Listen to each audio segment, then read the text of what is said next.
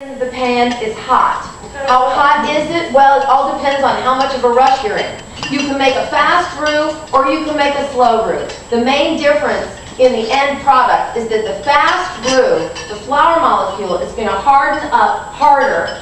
So it's not going to have the same ability to puff up and thicken as the slow cooked roux will. That's the main difference. So we've got now, what kind of oil? Well, it can be canola, it can be vegetable. You want to use some sort of a light oil, something with a very high smoke point. You're not going to use olive oil, distinctive flavor, low smoke point. You're not going to use butter, Bobby Flay, you moron,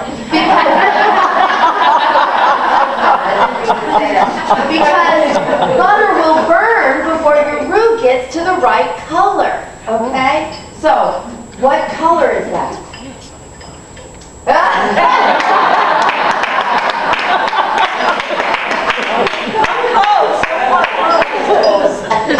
the favorite cooking oil, if you really want to make the best roux, the very best roux is going to be made with bacon grease. Yeah. Because lard or bacon grease, that would have been the favorite cooking oil of the Creole. And everybody, nowadays we keep our jar of bacon grease in the refrigerator, but in the old days everybody had a jar, a tin sitting right out there on the stove, and that's where your bacon grease went.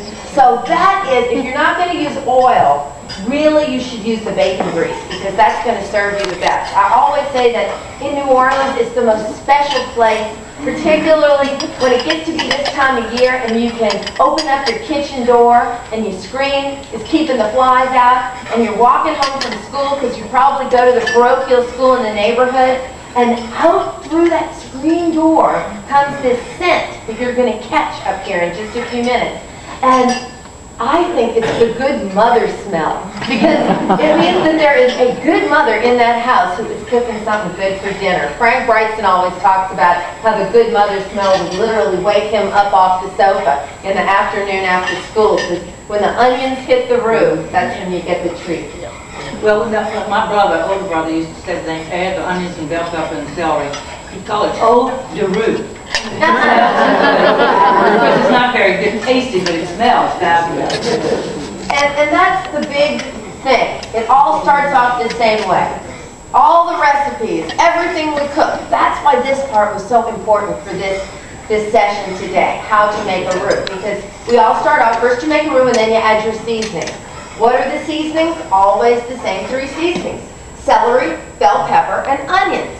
I kind of get worn out with the Holy Trinity of Creole cooking. Why do we call it the Holy Trinity of Creole cooking? Paul Prudhomme said that. Well, you know, exactly. And also because here in New Orleans, you are culturally Catholic. It doesn't matter if you are a Buddhist, you are still culturally Catholic. And that's because the whole city operates by the Catholic calendar, by the Catholic feast days. We don't celebrate President's Day here. Instead, we celebrate Mardi Gras Day. So that's why they call it the Holy Trinity of Creole cooking, only because it's a catchy little phrase in a very Catholic town. But why? Why is it celery, bell pepper, and onions? I think that that's an even better question to ask. So who can tell me what goes in a classic French mirepoix? Carrots, onions, celery. Thank you. So, as we are all painfully aware, here in the city of New Orleans, we are located, and let me give you a peek in the pot right now. It's about time to peek. This is not the right color, okay? But you see the flowers thickening up.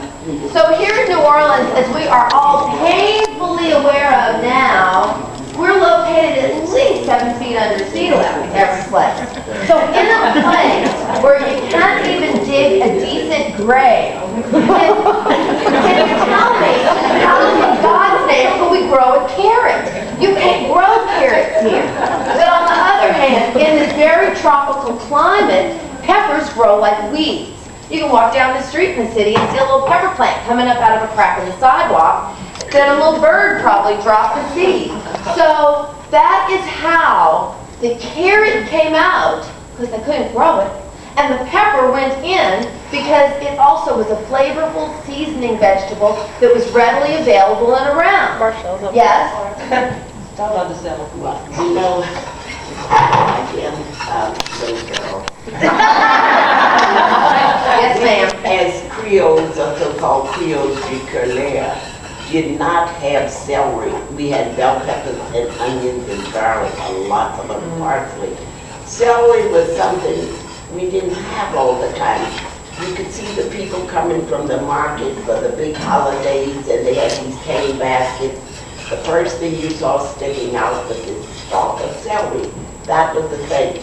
You took it home and you took the olive stems off, and you put the hearts in a glass on your table, and then you cook with the outside. But we only had that on special occasions. We didn't have celery all the time. We didn't have celery in the country because we didn't grow it. No, Every we day, didn't. I always say that the Yeah. people in South Louisiana, their cuisine is making do with what they had. Yeah. So whatever they had in their gardens, they That's what you used it. We didn't have celery all the time. Celery was just like a treat. And instead of putting flowers on the table, they had what they call a celery vase.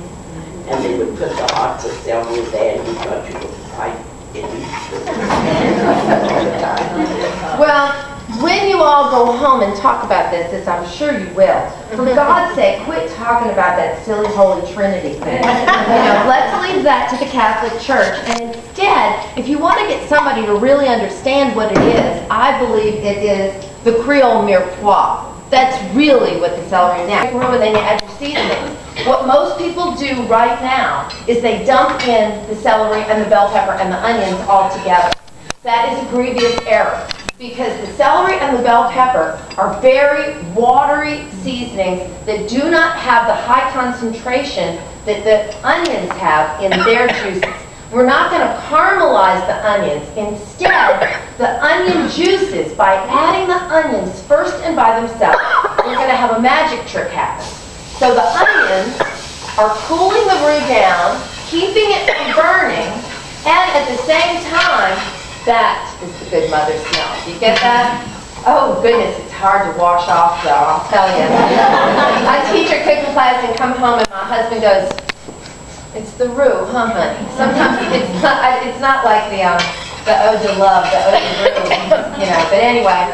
So here you see another color change is happening because the onion juices bring the color of the roux down yet another shade of darkness. So then if I were to add the celery and the bell peppers, which I'm not going to bother to do right now, because this is what I wanted to show you all, it could lighten up a little bit, but you've got it to that really beautiful, perfect color now. And this is really what it's supposed to be. Okay? Well, except in Leah's kitchen when it's a little light. Everybody has a different idea. Exactly. So now I'll be quiet and you all tell everybody what I did wrong. Because I did the laundry list. There's no right and wrong in cooking in South Louisiana. It's all in the person who stirs the pot. Right? That's right. And it's also, Leah and I were just chatting. My mother and my brothers rarely cooked with garlic when they made gumbos and etouffees and whatever. They used it for other things. But they use garlic, so it's just it's a flavor of it, whatever tickles your taste buds, do it. Except that about 6 or 7 years ago, I was invited to go to Austin, Texas, to judge a gumbo contest. I'm like, why are they making these poor people make gumbo in Austin, Texas? They like to make chili. And my husband was there, and he came. He said, "I've got some of the recipes." He says, "Do not eat number 10."